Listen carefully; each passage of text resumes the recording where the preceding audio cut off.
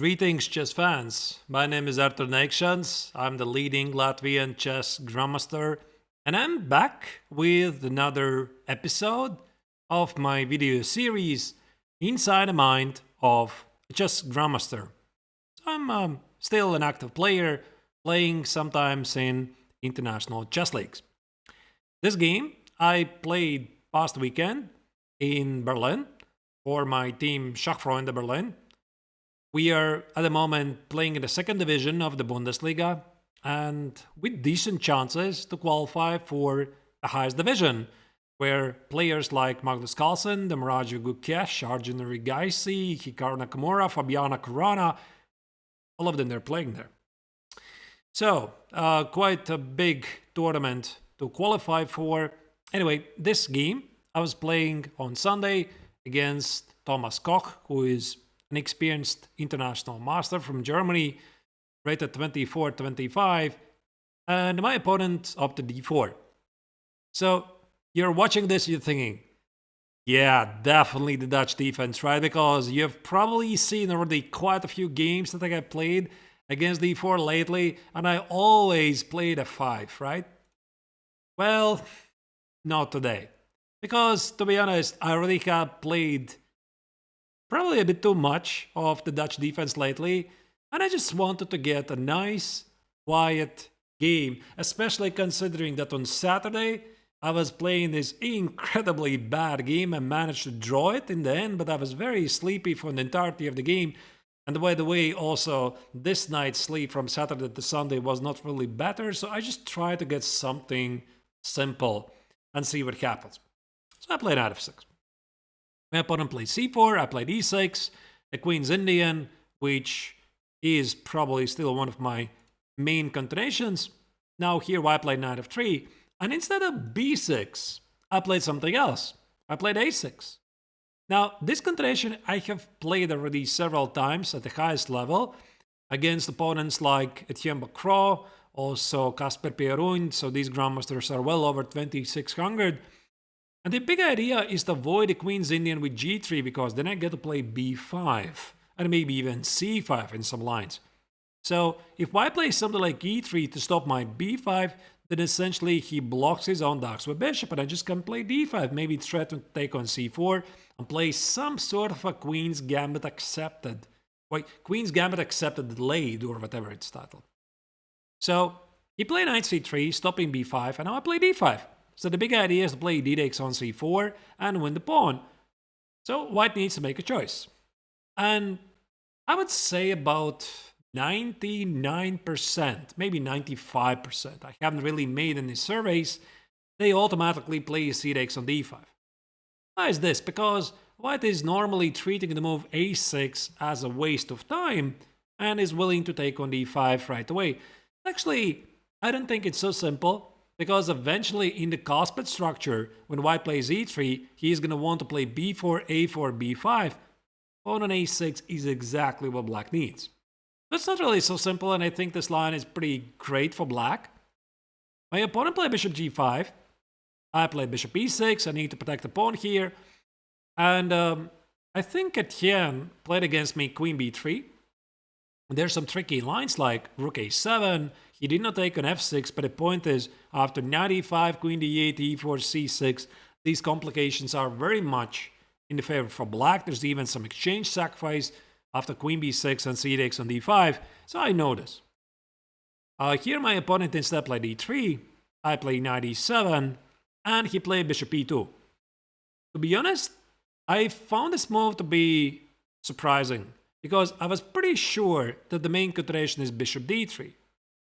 So here, I probably would play something like bishop d6 and c6 and get the typical Carlsbad structure where my bishop on e6 may be slightly passive, but I will find a way to activate it. But here, after bishop e2, I try to compare how this variation fares with another line after bishop d3. So I know that there's a line after h6, g5, and knight h5, so I want to kill the bishop. So I pretty much figured out that after bishop e2, I couldn't do it.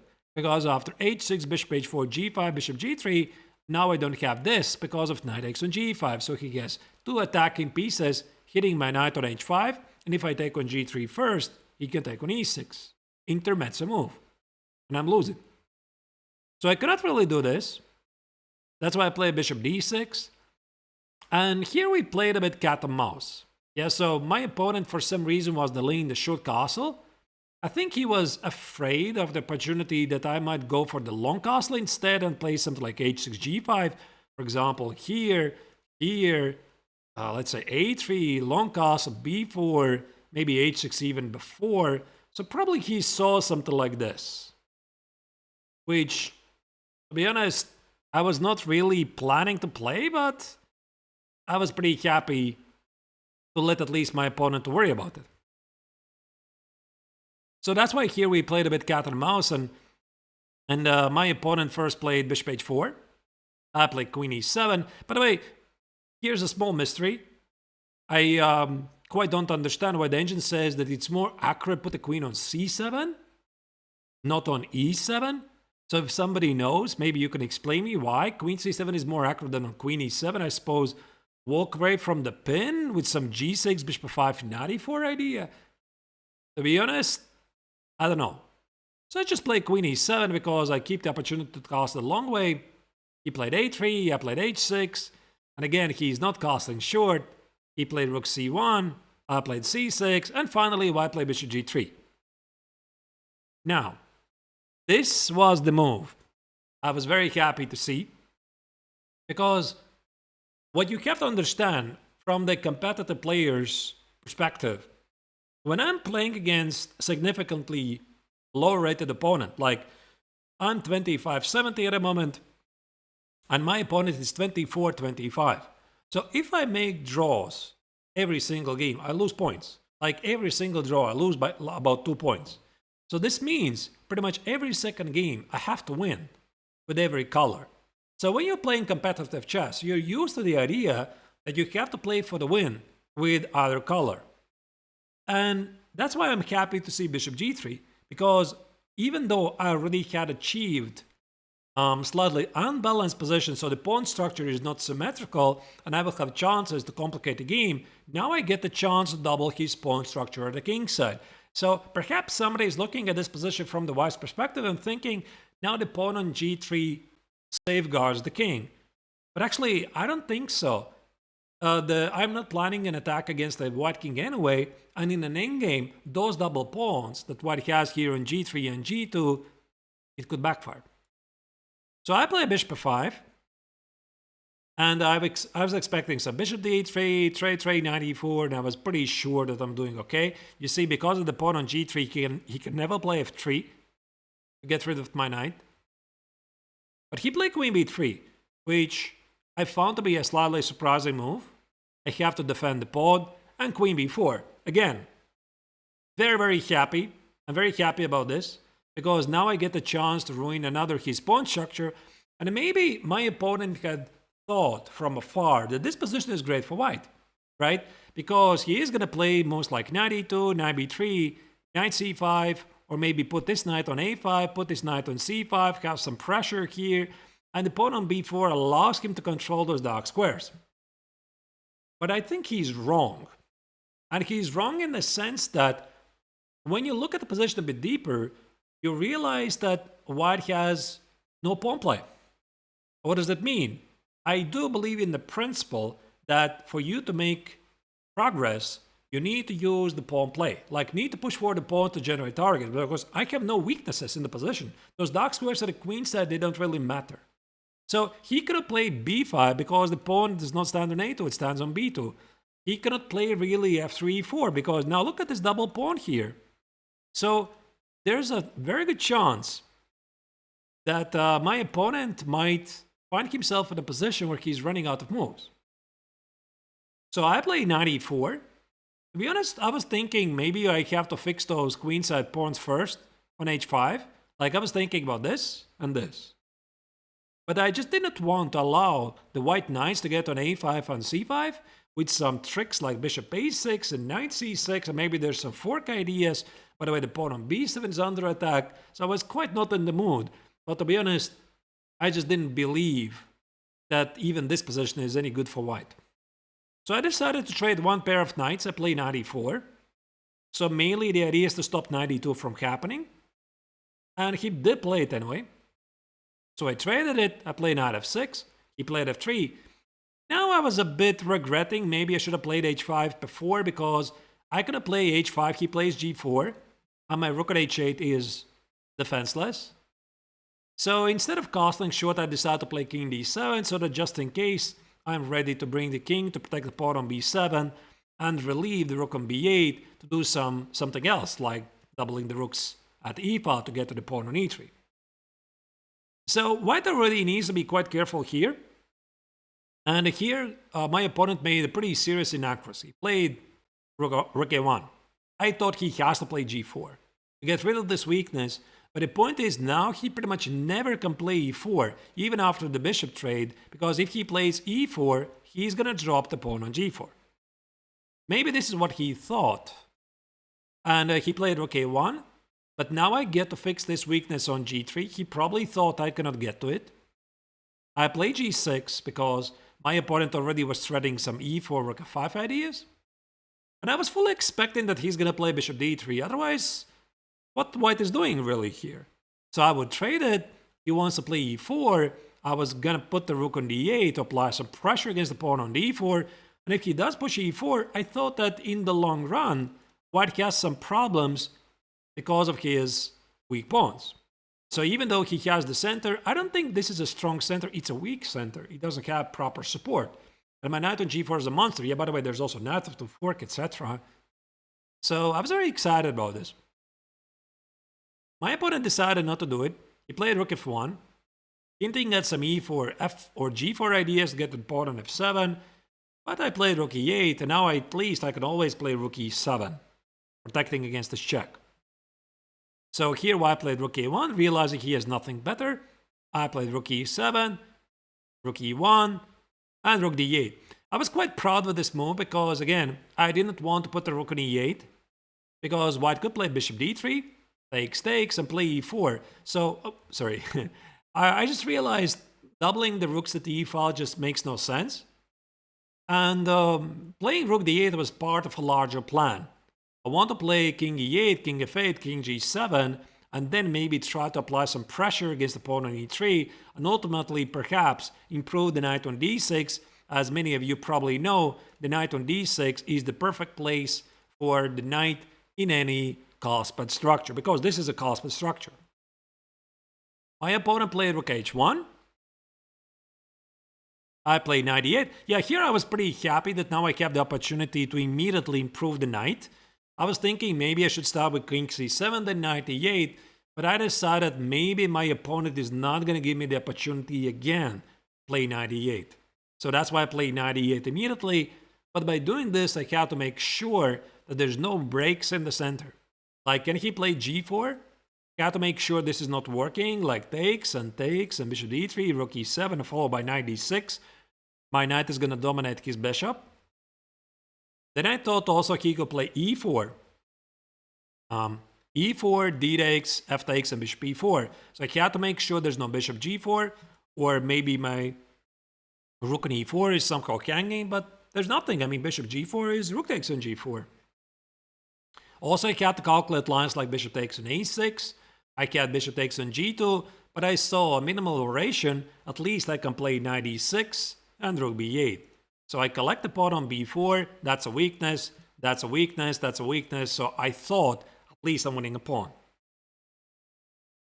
But my opponent decided not to do this. He played knight a4 here.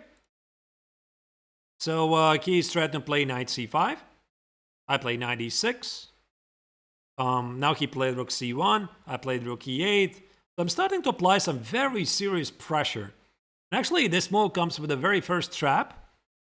Because after knight c5 check, I would just go here. And after rook c3, suddenly he has no defense against knight f5.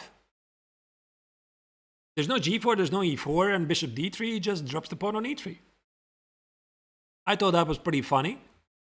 But my opponent saw this, he played rook c3. But now with every single move, he is burning a lot of time. Because, you know, it's very difficult to play in a position when you don't know what to do. When you feel you're worse. And there's no easy way for you to improve on your game. So now I just play king c7, again threatening with bishop c8 and knight f5. So he had to play rook e1. And now here, if you want to become a better player, just ask yourself, how can you improve on the pressure against the pawn on e3? So clearly you need a knight. But if you play bishop c8, there's going to be bishop d3. And I don't think you want to trade the knight for the bishop. I mean, it's a nice position, but how do you make progress? So that's why here, if you want to find a way to improve your position, you need to find a way to vacate the f5 square for the knight while keeping a control of the h7 beyond diagonal. And when you think like that, the next move is easy. It's just g5. And here, for the first time in the game, I always thought them slightly better, but here for the first time I thought, what's in trouble? Because now I don't see any defense against bishop g6 and knight f5. So he can't play bishop d3. I just take it and play here. Even knight c4 is a thing in some lines. So because of this pawn on g3, because he did not play g4 before, now that's a weakness. So that's why here my opponent decided to play knight c5. I play bishop g6. Already here he was like very low on the time, like 1 minute on the clock with 10 moves to make to get until the next time control. So yeah, he panicked and played g4. To be honest, I don't see anything else. I had to make sure there's no sacrifice on a6, like some desperado ideas like knight a6, rook c6, etc. But it never works. So he played g4. I took on g4, and I'm thinking, how do I get the fork on e4? But to be honest, I was thinking even about here. So a very good idea when you're playing when your opponent is in a time scramble, you do not play against his clock, but you try to make series of moves so that he is not thinking during your time. So if I want to play h6 on g4, I want to already know the next move. So that's a trick I'm always using at the competitive chess. So I'm thinking in my mind, I'm thinking, can I take it and play b6? Get rid of the knight and get the fork. So he could take knight a6, king b7, and now this is a massive threat. So he could have played bishop d3, I trade the bishop, and then the knight on a6 is ganging. He could have played bishop f3 because the knight is ganging. And I'm threatening knight e4. If the king moves, I'm taking on e3. But the point is he has rook a3. And I was looking at this line like, could I play knight b5, try to trap the knight? Like takes, and down the pawn. But now maybe there's some tricks with knight c5 and rook a7. Maybe white suddenly goes for some desperado counterattack. Maybe he's not even doing it right now, but like in 3 moves or 4 moves, because the knight on a6, I cannot win the knight. At least immediately. So I was not really sure about this. And I decided to play cheap tricks. I play bishop e4. So the point is he cannot play bishop f3 because I take it and play knight c4. So he is losing one of the pawns. And I thought he also could have played g3 because there's going to be rook h8, rook h2, and it's quite difficult for white to make the next move. So he found the correct move. I played here, he played king e1. Now I'm thinking, okay, so you passed. I tried some tricks and you passed. It's very tempting to play on the low time situation, but I need to find a plan.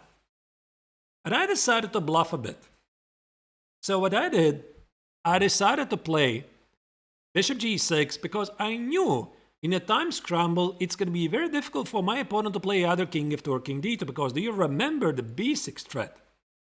So he's thinking about this. He is trying not to blunder because, for example, king f2, he needs to make sure that b6 is not losing. He does have rook a3, but what he doesn't have is the time to calculate these lines carefully.